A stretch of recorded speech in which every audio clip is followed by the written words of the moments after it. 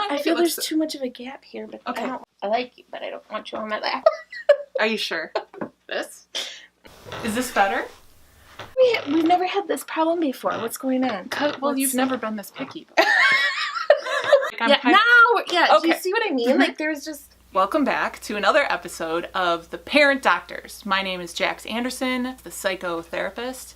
I'm here today again with Brenda Velissaris. Hey. Today we're talking about the purpose of deep cleaning your teen's room. The importance is increases as they get older. Number one. Because they don't do it. And things mold. Bugs.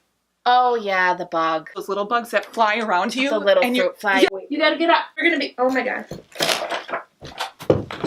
Get in there and deep clean. Mm-hmm. You know, I'll help you clean your kid's room if you help me clean your kid's room. Coming over to help me. See what I mean? There's a odor in here. It's like an armpit odor. I smell it. I smell it. Oh, here.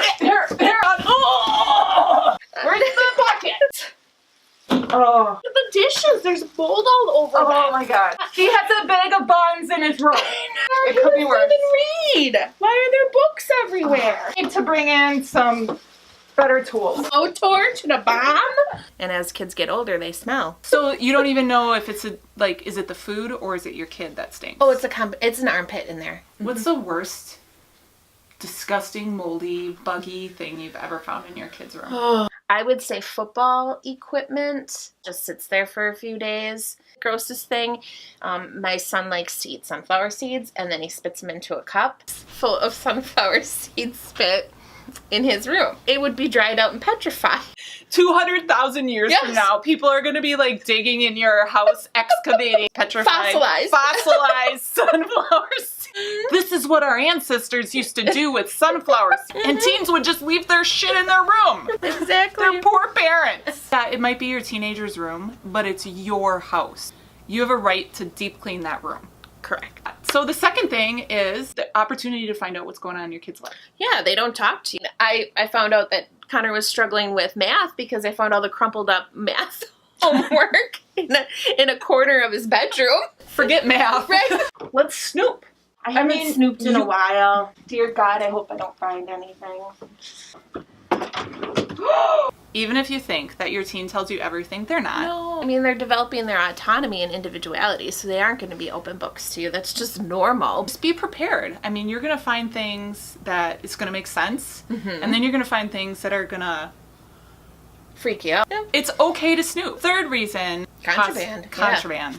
I found a beer! Oh my God. Contraband, like beer, weed, drugs, right. But then other things, like my $100 that was in my wallet. Right, grandma's brooch, diamond brooch. The condoms that you're finding on a notebook or a journal that they have written in and they're struggling with some suicidal thoughts or some self-harm behavior. You need to know that stuff. Yeah, and read it. If it's easy to find in your kid's room, they want you to read it. Yeah.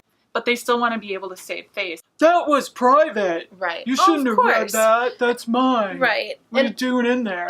So you got to calm yourself down before you go and have a conversation with your child. Or call in a friend and have you freak out with them.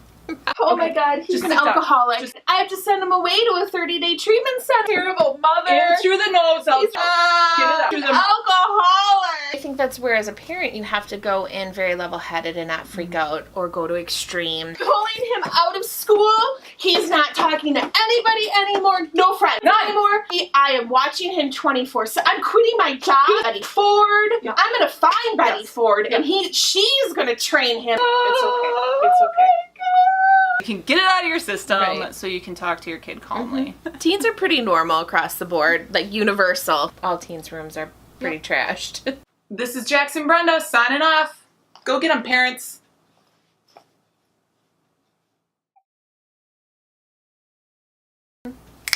Let's give us some snaps.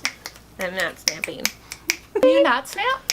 I can snap. Oh. Sorry, I'm like so offended. How dare you? Pretty bigger eyes. I did. I mean, the whole kid caboodle.